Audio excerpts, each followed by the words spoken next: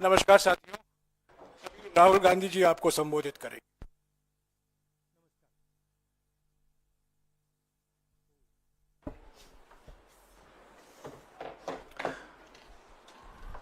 Parliament में हमने कहा था कि कास्ट सेंसस को हम करवा के छोड़ेंगे, और हमने ये भी कहा था कि 50% की जो कैप है, जो आर्टिफिशियल दीवार लगा रखी है, उसको भी हम तोड़ के हटाएंगे। पता नहीं क्या हुआ, सडनली 11 साल बाद नरेंद्र मोदी जी कहते थे कि सिर्फ 4 जाते हैं, सडनली कास्ट सेंसस का अनाउंसमेंट किया। हम इसको सपोर्ट करते हैं, पूरी तरह सपोर्ट करते हैं, मगर हम टाइमलाइन चाहते हैं। हम जानना चाहते हैं ये कब तक होगा, और ये एक पहला कदम है। तेलंगाना एक मॉडल बना है कास्ट सेंसस के लिए, और वो ब्लूप्रिंट बन सकती है। और कास्ट सेंसस को डिजाइन करने में हमारा पूरा सरकार को ऑफर है, पूरा समर्थन है कि हम डिजाइन करेंगे, क्योंकि डिजाइन बहुत जरूरी है। क्योंकि 2 एग्जाम्पल्स हैं, एक बिहार का डिजाइन है, दूसरा तेलंगाना का डिजाइन है, उसमें जमीन आसमान का फर्क है। और मैं दोहराना चाहता हूं कि कास्ट सेंसस पहला कदम है।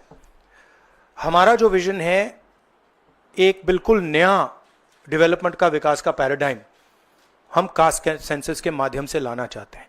सिर्फ रिजर्वेशंस नहीं, मगर हम सेंट्रल सवाल पूछ रहे हैं कि चाहे ओबीसीज हों, दलित्स हों, आदिवासी हों, उनकी देश में कितनी भागीदारी है। कास्ट सेंसस से एक प्रकार से पता लगेगा, बट कास्ट सेंसस से आगे जाना है। हमारे इंस्टीट्यूशंस में, संस्थाओं में इनकी कहां कहां पार्टिसिपेशन है, पावर स्ट्रक्चर जो है उधर कितनी पार्टिसिपेशन है, ये नेक्स्ट स्टेप है कि इस डायरेक्ट कास्ट सेंसस जाए। हमने एक और कांग्रेस पार्टी ने रेज की थी, में भी था, article 15(5). Article 15(5) is in private education institution. ये कानून है, ऑलरेडी कानून है। हम चाहते हैं एकदम इस कानून की सरकार, बीजेपी की सरकार शुरू करे। सेंसस को डिले अपोज किया था, हम इस को वेलकम कर, ये हमारा विजन ने अडॉप्ट किया, बहुत अच्छा। मगर हम चाहते हैं कि हमें डेट्स बताएं, दिन तक ये सेंसस होगा, बजट में इसका पैसा आना चाहिए, अभी बजट में पैसा नहीं है, और फिर जो डेवलपमेंटल विजन है वो हमारे सामने प्रेजेंट होना चाहिए। तो ये मैं आपसे कहना चाहता था, अंग्रेजी में बोल देता हूं। Caste census we have been fighting now for some time, government has opposed for some reason, we don't understand what that reason is. They have suddenly decided to do it. We welcome that. We are happy that they have done the caste census. There is a model state for the caste census. There are 2 cases in front of us. One is Telangana, the other is Bihar. They are completely different caste censuses. The Telangana caste questions have been developed by a process of consultation, not a closed process, open process, by asking the stakeholders what are the type of questions, and it's been a very detailed, very granular exercise. The nationals to follow some of the ideas of the Telangana census, and we are more than happy to help the government develop the national census on similar lines. We've had 2 other issues that we have discussed, which are also central, which is the 50% cap on reservations. Now, this is becoming an impediment to development, to progress of our country, and to the progress of backward castes, Dalits and Adivasis. And we want this 50% and broken. We have stated that. We have put enough pressure on the government to get the caste census done. We want a date by when it's done. We are going to put pressure on the government to make sure that 50% cap is destroyed. And after that, there is a third thing, which is the Article 15, which is reservation in private educational institutions. It is a law. We want that law to be implemented as soon as possible. So that is broadly the structure. We see the caste census as a new paradigm of development. And caste census, we want to understand what is the participation of 90% of our population in the power country, where participating effectively, and where are they not, and we want to give them participation and active power. So we are absolutely convinced in the Congress Party that the caste census is a first step of a completely new development paradigm in the country, and we are going to push this paradigm through one way or the other. It doesn't matter what the BJP thinks. We have shown that we can pressure the BJP into doing the caste census. We are going to show you that we are going to pressure the BJP into doing 15, also moving the 50% cap.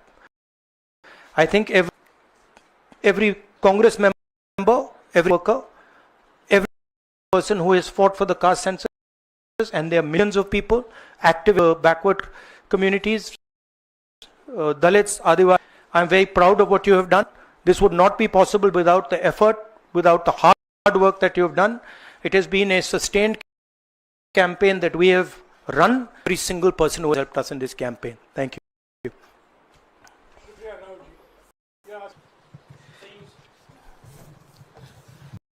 So you said that the government was opposed to this and suddenly decided to this step. Do you think that this decision in light of the upcoming Bihar polls? No, I don't think so. I don't think that's why this decision has been taken in a hurry. I don't need to comment on whether they took it, when they took it, how they took it. Now they have taken it. We are happy they've taken it. Now this needs to be taken forward. Sir, प्रधानमंत्री बार ये कहते थे कि ये 4 जातियां हैं सिर्फ देश में. अब अचानक से फैसला हुआ, तो क्या लगता है कि आपको जो विपक्ष ने और आप लोगों ने दबाव बनाया, उस दबाव कारण ये सिर्फ हमने दबाव नहीं डाला, ये सिर्फ दबाव नहीं डाला है हमने, ये हमने ऑर्गेनाइज तरीके से बहुत गहराई से कैंपेन चलाया है, ग्रासरूट लेवल पे कैंपेन चलाया है, और महीनों से हम ये कैंपेन चला रहे हैं, और इस कैंपेन का असर पड़ा है, इफेक्ट आया है, और इसीलिए इन्होंने ये डिसीजन लिया है. बट कास्ट सेंसस जो मैंने आपसे बोला, ये दरवाजा खोलने का तरीका है. उसके बाद रियल एक बार हमें इंफॉर्मेशन मिलेगी तो फिर हम उस इंफॉर्मेशन के बेसिस पे हम एक्शन ले पाएंगे. मैं आपको 2-3 उदाहरण देता हूं. तेलंगाना के कास्ट सेंसस में से इंफॉर्मेशन किस ग्रैन्युलैरिटी की आ रही है और किस टाइप की इंफॉर्मेशन आ रही है. तेलंगाना में जो कॉर्पोरेट स्ट्रक्चर है, CEOs, management team, senior management, ownership structure, उसमें आपको एक दलित नहीं मिलेगा, एक आदिवासी नहीं मिलेगा, एक पिछड़े वर्ग का व्यक्ति नहीं मिलेगा. मैं कह रहा हूं एक नहीं मिलेगा. मैं ये नहीं कह रहा हूं कि 1% नहीं मिलेगा, है ही नहीं. 90% of India is not represented there. First. Second, gig workers, जिनके लिए हमने तेलंगाना में और अब कर्नाटक में हम कानून बना रहे हैं. अगर आप गिग वर्कर्स की लिस्ट देखें, जिसको मैं मॉडर्न स्लेवरी कहता हूं, उसमें आपको सिर्फ ओबीसी, दलित और आदिवासी मिलेंगे. तो ये 2 स्ट्रीम्स बन रही हैं. एक स्ट्रीम मजदूरी की स्ट्रीम, गरीबी की स्ट्रीम, बेरोजगारी की स्ट्रीम, जिसमें दलित, आदिवासी, पिछड़ा वर्ग है, और दूसरी स्ट्रीम जिसमें एक छोटी सी एलीट पूरे के पूरे सिस्टम को कंट्रोल कर रही है, उसके ऊपर अदानी जी अंबानी जी बैठे हैं। तो ये कास्ट सेंसस इस चीज को बदलने का फाउंडेशन है, पहला कदम है। राहुल जी आप लगातार दबाव बना रहे, लेकिन पिछले 11 सालों से प्रधानमंत्री मोदी इस पर नहीं मान रहे थे। अभी पहलगाम का इतना बड़ा हादसा हुआ, क्या आपको लगता है कि इस वक्त में जो टाइमिंग है प्रधानमंत्री की कास्ट सेंसस को मानना, वो पहलगाम से ध्यान भटकाने की कोशिश है? आप जर्नलिस्ट हो, ये आप लोगों का काम है, आपका काम स्पेक्यूलेशन है, मेरा काम स्पेक्यूलेशन नहीं है, मैं फैक्ट्स पे काम करता हूं। तो आप स्पेक्यूलेट कीजिए, मैं इस पे स्पेक्यूलेट नहीं करूंगा, मेरे को स्पेक्यूलेट करने की जरूरत ही नहीं है। उन्होंने क्यों लिया क्यों नहीं लिया उसमें मुझे कोई इंटरेस्ट नहीं है। लिया, और ये बड़ा स्टेप है।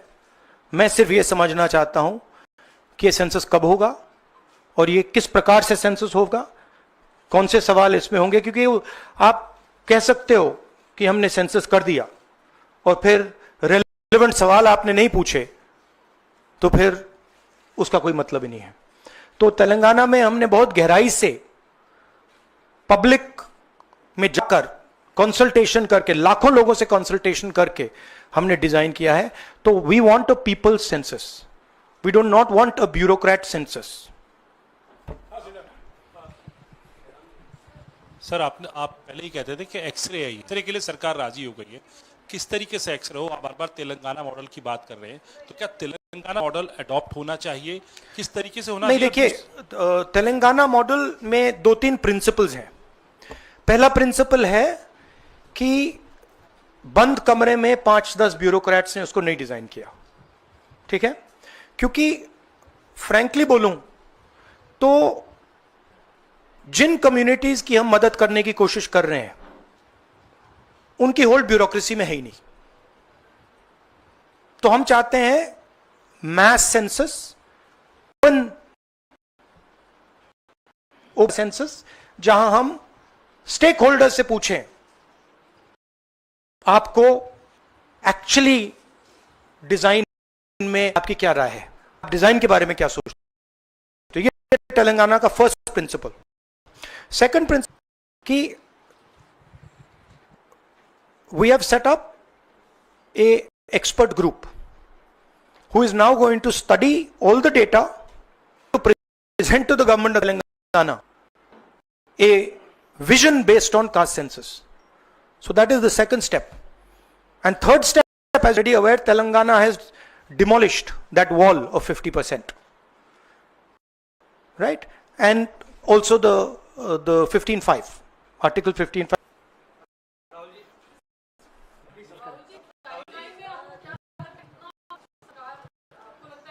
मुझे लगता है, मेरी इमीडिएट सस्पिशन है कि ये वो वुमेन्स बिल वाली स्ट्रेटजी टाइमलाइन वाली है, but I hope that better sense prevails. अच्छा, नो, आई वांट टू से one other thing which is frankly बहुत जरूरी है, और आज ये शायद कास्ट सेंसस से भी ज्यादा जरूरी है। मैं आज कानपुर गया और वहाँ पे जो टेररिज्म के विक्टिम थे उनसे मैंने बात की, परिवार से मैंने बात की। कोल्ड ब्लडेड तरीके से उनके बेटे को मारा गया है, बिना मर्सी के।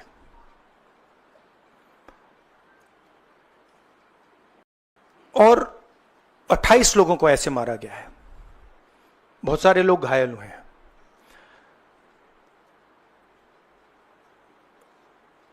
मैं इस पे कमेंट नहीं करना चाहता हूं ये कैसे हुआ।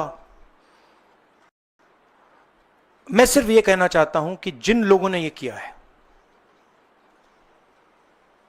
जो भी हैं, कहां भी हैं, they have to pay for this and they have to pay for it properly, not in some half-hearted way, ऐसे आलतू फालतू तरीके से नहीं। they have to pay for it properly, कि इनको याद रहे कि हिंदू नहीं किया जा सकता है। हमने क्लियरली ऑपोजिशन की और सरकार की मीटिंग में क्लियर हमने ली है, यूनानिमस लाइन कि जो हुआ है एक्सेप्टेबल नहीं है,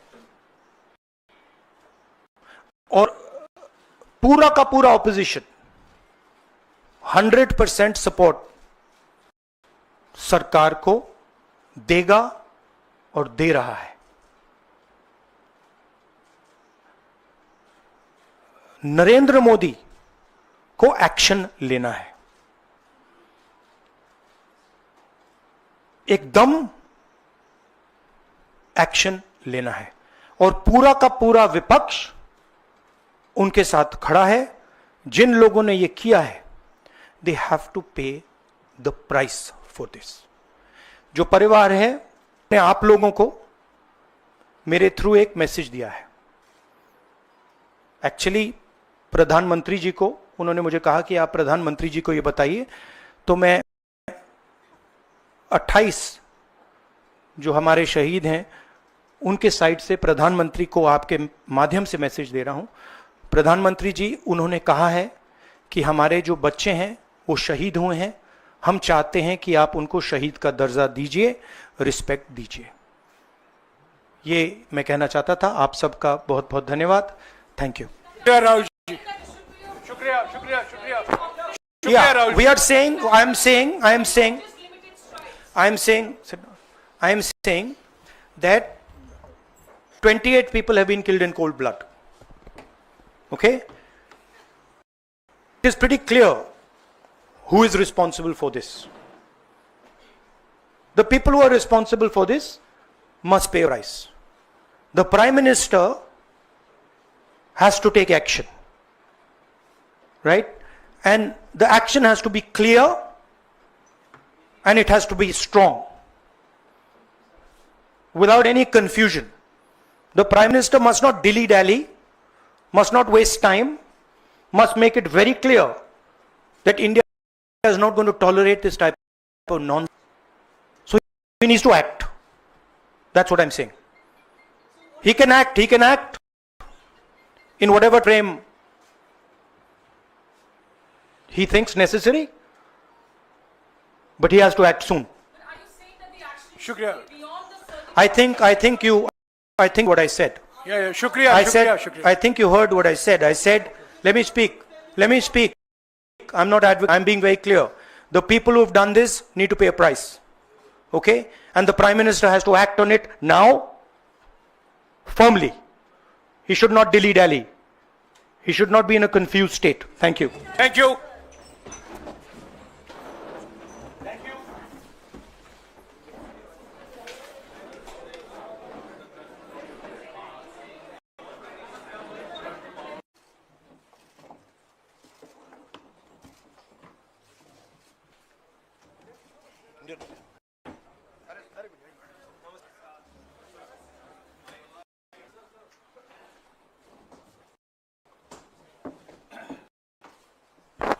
नमस्कार। राहुल गांधी जी आपको संबोधित करेंगे।